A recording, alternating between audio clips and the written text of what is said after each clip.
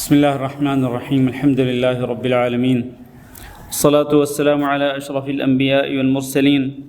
وعلی آلہ الطاہرین واصحابہ الطیبین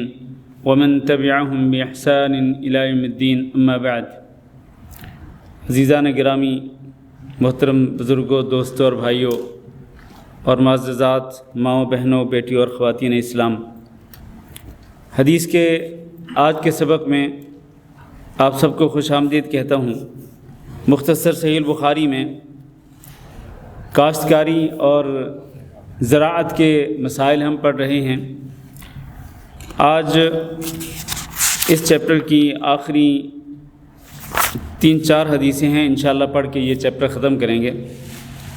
آج جو باب ہم شروع کرنے والے ہیں، یہ باب ہے ما کان اصحاب النبی صلی اللہ علیہ وسلم یواسی بعضهم بعضا فی الزراعۃ والثمرہ۔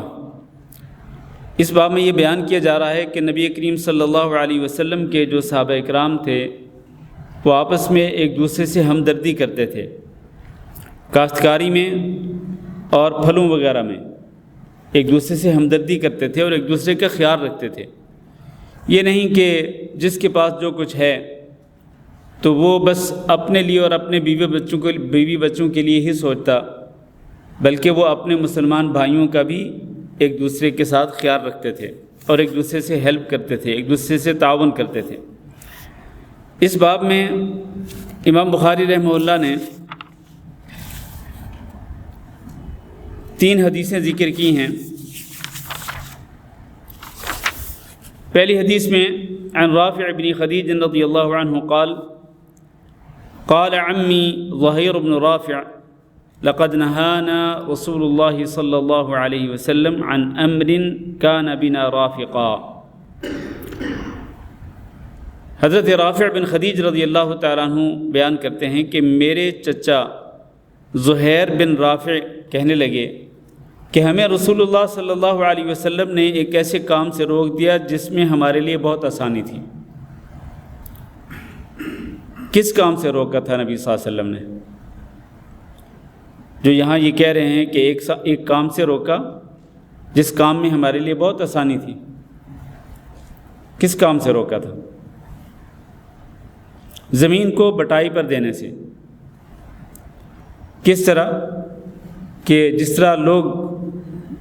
اس دور کے اندر بعض لوگ زمین بٹائی پہ دیتے تھے اور وہ جو زمین ندی نالے کے کنارے پر ہوتی تو وہ اپنے لیے رکھ لیتے، اس کی پیداوار اپنے لیے رکھ لیتے، اور جو زمین دور ہوتی اس کی پیداوار کاشتکاری کرنے والے کو دے دیتے۔ یا پھر جس زمین کا ان کو پتہ ہوتا کہ اس زمین کی پیداوار بہت اچھی ہوگی وہ اپنے لیے خاص کر لیتے، اور جس زمین کی پیداوار کے بارے میں مالکوں کو پتہ ہوتا تھا کہ یہ زمین اس سے پیداوار کم ہونی ہے تو وہ مزارع کو یعنی کاشتکاری کرنے والے کو دے دیتے تھے، جو کہ زمین بٹائی پہ لیتا تھا یا ٹھیکے پہ لیتا تھا۔ تو اس سے منع کیا تھا نبی صلی اللہ علیہ وسلم نے۔ تو اسی کا کہہ رہے ہیں کہ اس میں ہمارے لیے آسانی تھی کہ ہمیں ہماری مرضی کے مطابق زمین سے جو چیز برآمد ہوتی وہ ہمیں مل جاتی تھی، اور پلس ہم زمین ٹھیکے پہ دیتے تھے، اس کا کرایہ بھی ہمیں مل جاتا تھا۔ تو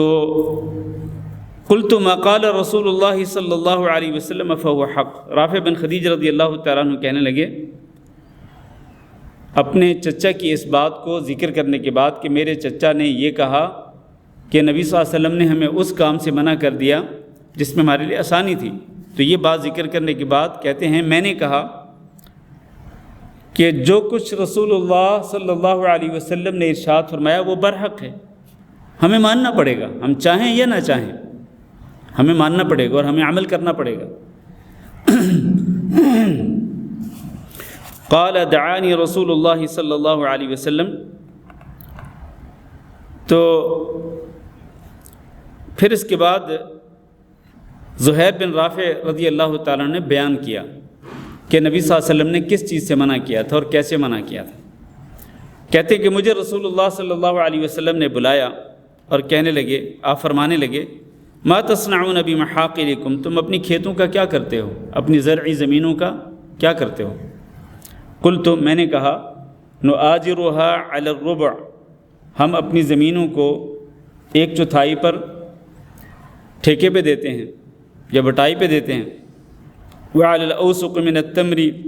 والشعیر، اور کھجور اور جو کے کچھ وسق کے بدلے میں ہم اپنی زمین کرائے پر دیتے ہیں۔ تو نبی صلی اللہ علیہ وسلم نے جب ان سے پوچھا کہ تم اپنی کھیتوں کا، اپنی زرعی زمینوں کا کیا کرتے ہو، تو انہوں نے کہا کہ ہم اپنی زمینوں کو بٹائی پہ دیتے ہیں۔ کس چیز کے بدلے میں؟ یا تو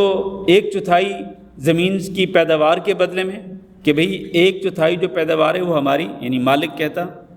اور جو مزارع ہوتا، کاشتکاری کرنے والا ہوتا، اس کی 2/3 یعنی 2/3 حصے اس کے ہوتے، یا پھر کچھ وسق یعنی کچھ صاع مقرر کر لیتے کہ بھئی اتنے صاع کھجور ہمیں چاہیے یا اتنے صاع جو ہمیں چاہیے، مقرر کر لیتے، اور اس کے بدلے میں وہ زمین بٹائی پہ دے دیتے۔ قال لا تفعلوا، نبی صلی اللہ علیہ وسلم نے اس سے منع کیا، فرمایا ایسے نہیں کرو، اس طرح تم نے نہیں کرنا۔ تو یہ جو منع ہے نبی صلی اللہ علیہ وسلم کی، اس کی میں نے پہلے کئی دفعہ وضاحت کی کہ نبی صلی اللہ علیہ وسلم نے زمین کو کرائے پر دینے سے مطلقاً منع نہیں فرمایا، بلکہ وہ اس دور کے اندر جو ناانصافی ہوتی تھی، اس ناانصافی سے منع کیا نبی صلی اللہ علیہ وسلم نے کہ ناانصافی نہیں ہونی چاہیے اور کسی کے ساتھ دھوکہ نہیں ہونا چاہیے، اس سے منع کیا نبی صلی اللہ علیہ وسلم نے، ورنہ نبی صلی اللہ علیہ وسلم نے زمین ٹھیکے پہ دینے سے منع نہیں کیا۔ اور خود یہ رافع بن خدیج رضی اللہ تعالیٰ عنہ کی ایک حدیث صحیح بخاری میں موجود ہے کہ آپ کا کیا خیال ہے کہ زمین سونے چاندی کے بدلے میں اگر ٹھیکے پر دی جائے تو کیا یہ جائز ہے؟ انہوں نے کہا جائز ہے۔ تو لہذا زمین ٹھیکے پر دینا ممنوع نہیں ہے، جو ممنوع ہے وہ اس شکل میں ہے کہ جب کسی سے ناانصافی ہو رہی ہو، ایک فریق سے دھوکہ ہو رہا ہو، خصوصاً جو مزارع ہو اس کے ساتھ ناانصافی دھوکہ ہے تو وہ منع ہے، ورنہ اگر ناانصافی نہیں، دھوکہ نہیں تو پھر منع نہیں ہے، پھر آپ اپنی زمین کو بٹائی پر دے سکتے ہیں، کرائے پہ دے سکتے ہیں، ٹھیکے پہ دے سکتے ہیں، کوئی حرج نہیں ہے۔ نبی صلی اللہ علیہ وسلم نے فرمایا کہ لا تفعلوا ازرعوها، یا تو تم خود اس میں کاشتکاری کرو اپنی زرعی زمینوں کے اندر، او ازرعوها، یا پھر کاشتکاری کے لیے کسی کو دے دو، او امسکوها، یا پھر اپنے پاس روک لو زمین کو۔ یعنی 3 ہی صورتیں ہو سکتی ہیں نا، کہ یا تو خود ہی اپنی زرعی زمین کے اندر کاشتکاری کرو، یا پھر کسی سے کاشتکاری کرواؤ، یا پھر اگر خود بھی نہیں کرنی، کسی سے بھی نہیں کروانی کاشتکاری اپنی زمین کے اندر، تو پھر کیا کرو؟ زمین کو اپنے پاس روک لو۔ یعنی مطلب یہ ہے کہ اس کو خالی چھوڑ دو۔ اس سے فائدہ کیا ہوگا؟ کوئی بندہ یہ پوچھ سکتا ہے کہ زمین کو اپنے پاس خالی روکنے سے کیا فائدہ حاصل ہوگا؟ فائدہ یہ ہوگا کہ زمین کے اندر جب آسمان سے بارش کا پانی نازل ہوگا تو زمین سے خود بخود گھاس اگے گی، اور اس گھاس کو کون چرے گا؟ ظاہر جانور جائیں گے وہاں پر چرنے کے لیے، تو جب جانور آپ کی زمین سے گھاس چرنے کے لیے جائیں گے، گھاس کھائیں گے، تو اس کے بدلے میں آپ کو کیا ہوگا؟ آپ کو صدقے کا ثواب ملے گا۔ پھر یہ ہے کہ اس زمین کے اندر اگر درخت ہوں گے تو درختوں کی لکڑیاں، وہ آپ ان لکڑیوں سے فائدہ اٹھا سکتے ہیں، تو کئی فوائد حاصل ہو سکتے ہیں۔ اگر آپ زمین خود کاشت نہیں کرتے یا کسی کو بھی کاشت کے لیے نہیں دیتے تو اپنے پاس رکھ لو، بس اس سے جو فائدہ اٹھا سکتے اٹھاؤ۔ قال رافع قلت، رافع رضی اللہ تعالیٰ عنہ جب انہوں نے اپنے چچا کی اس بیان کی ہوئی حدیث کو سنا کہ نبی صلی اللہ علیہ وسلم نے مجھ سے اس طرح پوچھا، اور پھر نبی صلی اللہ علیہ وسلم نے مجھے یوں ارشاد فرمایا، جب یہ حدیث سنی، اب رافع بن خدیج کیا کہنے لگے میں نے کہا سمعا و طاعتا، میں نے حدیث سن لی اور میں اس حدیث پر عمل کرنے کے لیے، اس نبی صلی اللہ علیہ وسلم کے فرمان کو عملی جامہ پہنانے کے لیے، آپ کی اطاعت و فرمانبرداری کے لیے میں تیار ہوں۔ سمعا و طاعتا، سنا اور مان لیا، سنا اور عمل کے لیے تیار، فرمانبرداری کے لیے تیار۔ یہ ایک مومن کا شیوا ہونا چاہیے، ایک مومن کا طرز عمل یہی ہونا چاہیے کہ جب وہ اللہ کا حکم سنے کہ سمعا و طاعتا، سنا اور میں ماننے کے لیے تیار ہوں، عمل کرنے کے لیے تیار ہوں۔ اسی طرح وہ جب نبی صلی اللہ علیہ وسلم کا حکم سنے تو اس پر بھی وہ یہی کہے سمعا و طاعتا، کہ میں نے سنا اور میں عمل کرنے کے لیے تیار ہوں۔ یہ نہیں کہ انسان پھر ہیلے بہانے تراشنا شروع کر دے، ہیلے بہانے تلاش کرنا شروع کر دے کہ کس طرح اس سے بچا جا سکتا ہے، اللہ کے اس فرمان پر عمل کرنے سے یا نبی صلی اللہ علیہ وسلم کے اس حکم پہ عمل کرنے سے کس طرح جان چھڑائی جا سکتی ہے۔ سچا مومن کبھی بھی جان چھڑانے کے لیے ہیلے بہانے نہیں بناتا۔ سچا مومن ہمیشہ جب بھی اللہ کا حکم اور اللہ کے رسول کا حکم آتا ہے تو وہ کیا کہتا ہے کہ بالکل میں نے سن لیا اور میں ماننے کے لیے عمل کرنے کے لیے تیار ہوں۔ وما كان لمؤمن ولا مؤمنة اذا قضى الله ورسوله امرا ان يكون لهم الخيرة من امرهم کہ جب اللہ اور اللہ کے رسول کا فیصلہ آ جائے تو پھر کسی ایمان والے مرد اور کسی ایمان والی عورت کے لیے جائز نہیں ہے کہ وہ اللہ اور اللہ کے رسول کے حکم کو چھوڑ کر کسی اور آپشن کے بارے میں وہ سوچے یا کوئی اور آپشن ڈھونڈنے کی کوشش کرے۔ جس طرح میں نے پہلے کہا، پھر وہ حیل و حجت ڈھونڈنے کی جو گنجائش ہے وہ نہیں رہتی ہے، وہ ختم ہو جاتی ہے۔ حیل و حجت کو چھوڑیں اور بہانے چھوڑیں اور اللہ اور اللہ کے رسول کے حکم پہ عمل کریں۔ اسی میں خیر ہے تمام اہل ایمان کے لیے، مرد ہوں یا عورتیں ہوں، سب کے لیے اسی میں خیر ہے کہ اللہ اور اللہ کے رسول کے سامنے اپنے آپ کو چکا دیں۔ اگلی حدیث عن ابن عمر رضی اللہ عنہما۔ اچھا، اس میں آپ دیکھیں کہ اس میں جو امام بخاری نے باب باندھا کہ صحابہ کرام آپس میں ایک دوسرے سے تعاون کرتے تھے، ایک دوسرے سے ہمدردی کرتے تھے، کس میں؟ کاشتکاری میں اور پھل میں۔ تو اس حدیث میں کہاں یہ چیز بیان کی جا رہی ہے؟ یہ بیان کیا جا رہا ہے کہ نبی صلی اللہ علیہ وسلم نے یہ ارشاد فرمایا کہ کاشتکاری والی جو زمین ہے، زرعی زمین، اس میں یا تو خود کاشت کرو یا پھر کسی کو کاشت کرنے کے لیے دے دو۔ جب کسی کو کاشت کرنے کے لیے دے دو گے تو یہ تمہارا اس سے تعاون ہوگا۔ یہ ہے وہ تعاون، یہ ہے وہ ہمدردی، یہ ہے وہ جذبہ کہ آپ اگر خود اپنی زمین کے اندر کاشتکاری نہیں کر سکتے، آپ کسی کو دے دیں کاشتکاری کرنے کے لیے کہ بھائی کاشتکاری کرو، جو آمدنی ہوگی، جو پیداوار ہوگی وہ تمہاری، مجھے کچھ بھی نہیں چاہیے۔ یہ ہے ہمدردی، یہ ہے سچا جذبہ ہمدردی کا۔ تو اسی طرح مسلمانوں کے اندر یہ جذبہ ہمدردی ہونا چاہیے۔ دوسری حدیث عن ابن عمر رضی اللہ عنہما انہ کان یکری مزارعہ۔ ابن عمر رضی اللہ تعالیٰ عنہما بیان کرتے ہیں کہ وہ اپنی زرعی زمینوں کو کرائے پر دیا کرتے تھے، علی عہد النبی صلی اللہ علیہ وسلم و ابی بکر و عمر و عثمان، کہ وہ نبی صلی اللہ علیہ وسلم کے زمانے میں، ابو بکر رضی اللہ تعالیٰ عنہ کے زمانے میں، اور عمر رضی اللہ تعالیٰ عنہ کے زمانے میں، اور عثمان رضی اللہ تعالیٰ عنہ کے زمانے میں، وصدرا من امارت معاویہ، اور معاویہ رضی اللہ تعالیٰ عنہ کے ابتدائی دور خلافت میں ابن عمر کیا کرتے تھے؟ اپنی زرعی زمینوں کو کرائے پر دیا کرتے تھے۔ اس سے یہ ثابت ہوتا ہے کہ زرعی زمین کو کرائے پر دینا، ٹھیکے پر دینا، یہ منع نہیں ہے، یہ جائز ہے۔ تبھی تو ابن عمر جیسے صحابی جو تھے، ابن عمر جیسے صحابی، آپ کو پتہ ہے کہ ابن عمر رضی اللہ تعالیٰ عنہ یہ بڑی شدت سے نبی صلی اللہ علیہ وسلم کی سنتوں پہ عمل کرتے تھے اور آپ کے فرامین پہ عمل کرتے تھے، آپ کی حدیثوں پہ عمل کرتے تھے۔ کون؟ ابن عمر۔ ویسے سارے صحابہ ایسے ہی تھے، لیکن ابن عمر رضی اللہ تعالیٰ عنہ کے اندر شدت تھی، بڑی سختی تھی، اور سختی کے ساتھ وہ نبی صلی اللہ علیہ وسلم کے حکام پہ عمل کرتے تھے۔ تو وہ اپنی زمینوں کو کرائے پر دیتے تھے، ٹھیکے پر دیتے تھے۔ اگر منع ہوتا تو کیا یہ اپنی زمینوں کو کرائے پر دیتے؟ ہرگز نہیں۔ یہ ہو نہیں سکتا تھا کہ ابن عمر جیسا صحابی نبی صلی اللہ علیہ وسلم کے منع کرنے کے باوجود اپنی زمینوں کو ٹھیکے پر دے، یہ ہو نہیں سکتا تھا۔ تو یہ پورا جو نبی صلی اللہ علیہ وسلم کا جو عہد تھا اسی طرح چلتا رہا۔ پھر 3 خلفائے راشدین، ابو بکر، عمر، عثمان رضی اللہ تعالیٰ عنہ، ان کے دور خلافت میں، اور پھر اسی طرح حتیٰ کہ معاویہ رضی اللہ تعالیٰ عنہ کے دور خلافت میں، یعنی 3 خلفائے راشدین کے بعد علی بن ابی طالب رضی اللہ تعالیٰ عنہ خلیفہ بنے، ان کے دور میں بھی اسی طرح۔ پھر ان کے بعد کون خلیفہ بنے؟ ان کے بیٹے حضرت حسن بن علی رضی اللہ تعالیٰ عنہ، وہ خلیفہ بنے۔ اور پھر حسن بن علی رضی اللہ تعالیٰ عنہ کے بعد حضرت معاویہ رضی اللہ تعالیٰ عنہ، کیونکہ حسن بن علی رضی اللہ تعالیٰ عنہ دستبردار ہو گئے تھے، انہوں نے ودرا کر لیا تھا خلافت سے، اور وہ حضرت معاویہ رضی اللہ تعالیٰ عنہ کے حق میں دستبردار ہو گئے تھے۔ تو اس کے بعد معاویہ رضی اللہ تعالیٰ عنہ خلیفہ بنے۔ تو کہتے ہیں ان کی خلافت کے شروع والے زمانے تک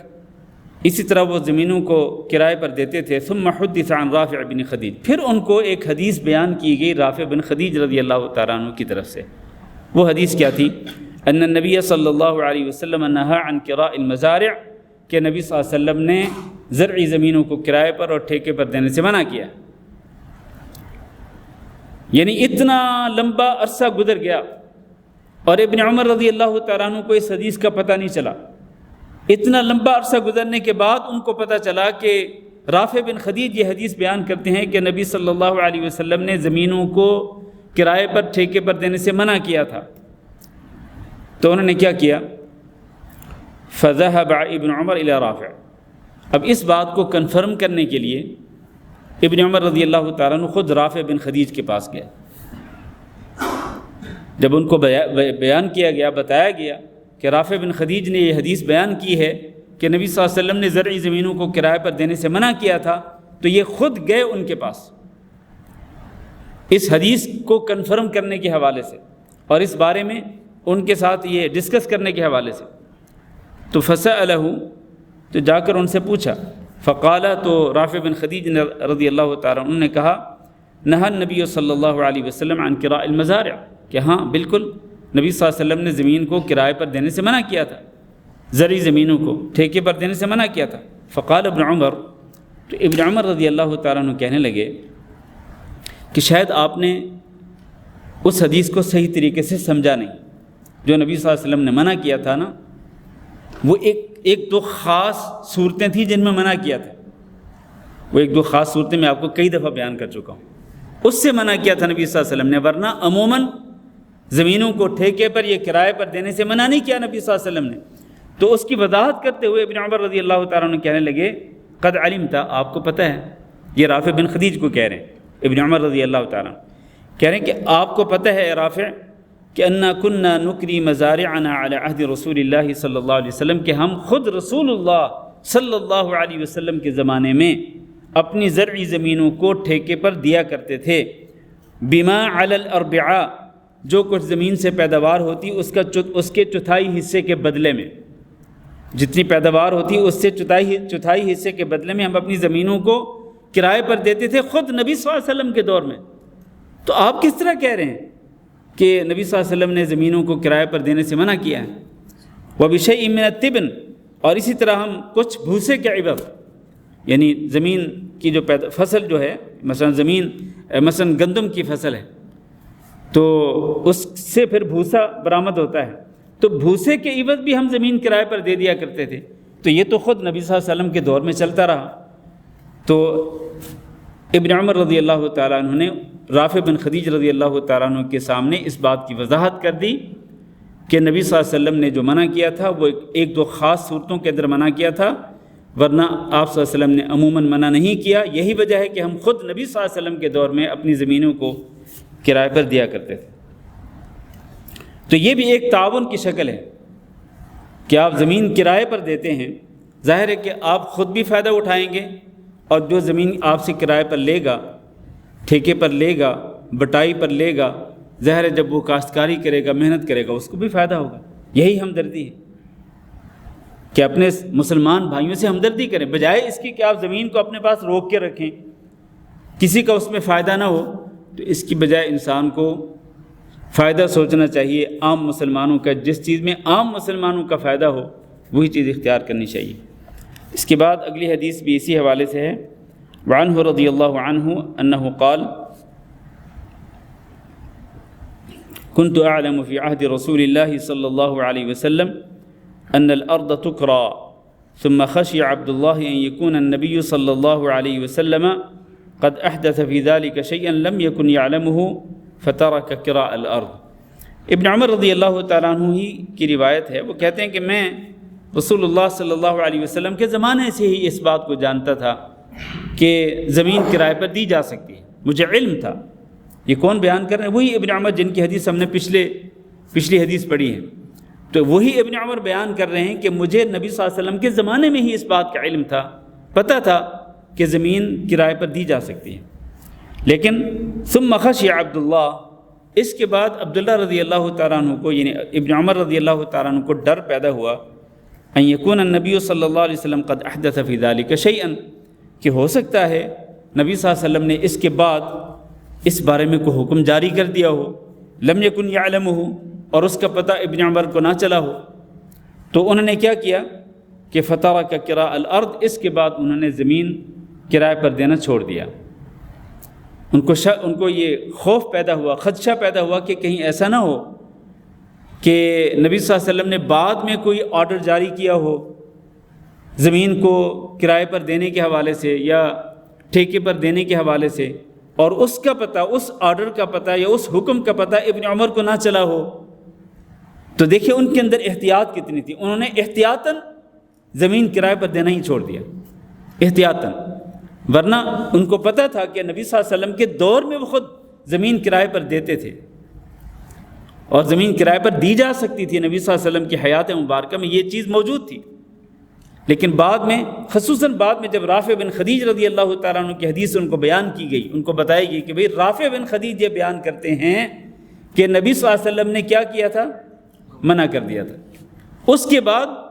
حالانکہ اس کی بھی انہوں نے وضاحت کر دی تھی،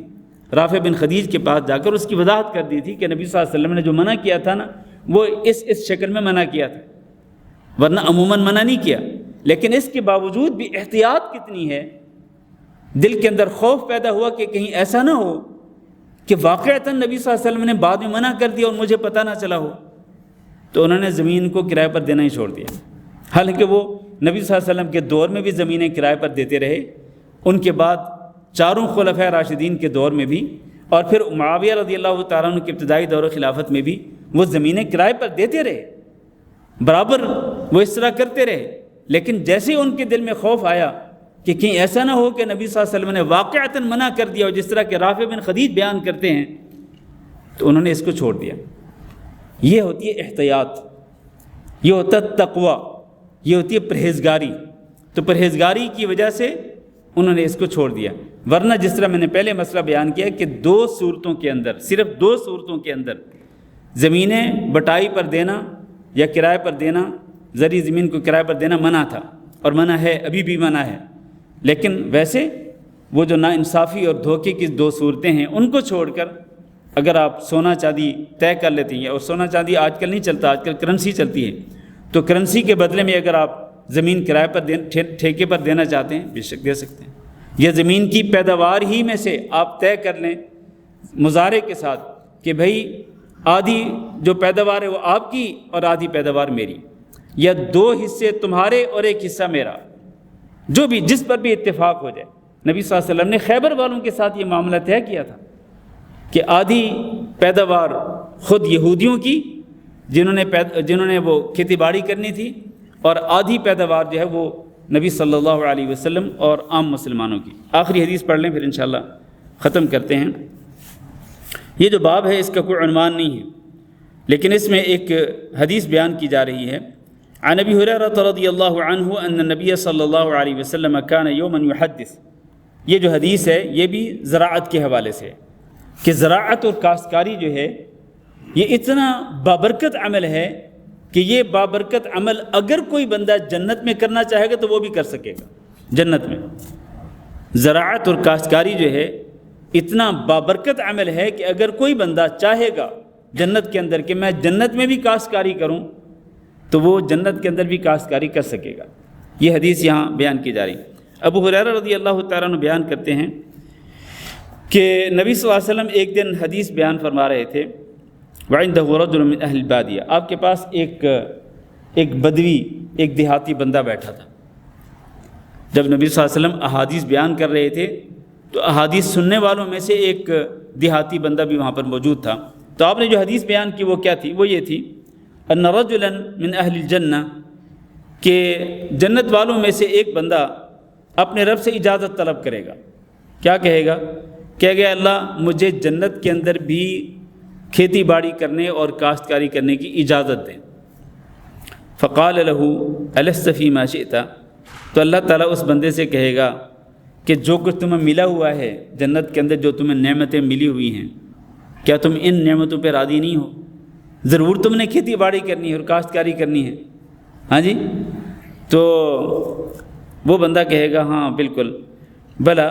آپ اے اللہ تو نے جو نعمتیں دی ہیں وہ بے شمار ہیں، بہت اچھی ہیں، میں راضی ہوں، لیکن وَلَكِنِّي أُحِبُّ أَنْ أَزْرَعَ، لیکن میں پسند کرتا ہوں، چاہتا ہوں کہ کھیتی باڑی کروں، دنیا میں کھیتی باڑی کرتے ہوئے یہاں پہنچا ہوں، تو اب میں اس کو چھوڑنا نہیں چاہتا ہوں، یہاں جنت میں بھی وہی کھیتی باڑی کرنا چاہتا ہوں۔ قال فبذر، اللہ تعالیٰ اس کو اجازت دے دیں گے، چنانچہ وہ کیا کرے گا، وہ زمین کے اندر بیج بوئے گا۔ اس کے بعد کیا ہوگا، فبادر الطرف نباته واستواؤه واستحصاده، اس بیج سے فصل کا اگنا اور پھر بڑا ہونا اور پھر اس کی کٹائی ہونا، تو یہ تینوں چیزیں، اور کٹائی کے بعد پیداوار، جو پیداوار ہوگی، جو کچھ جس چیز کے وہ بیج بوئے گا، یعنی سارے کے سارے مراحل جو ہیں یہ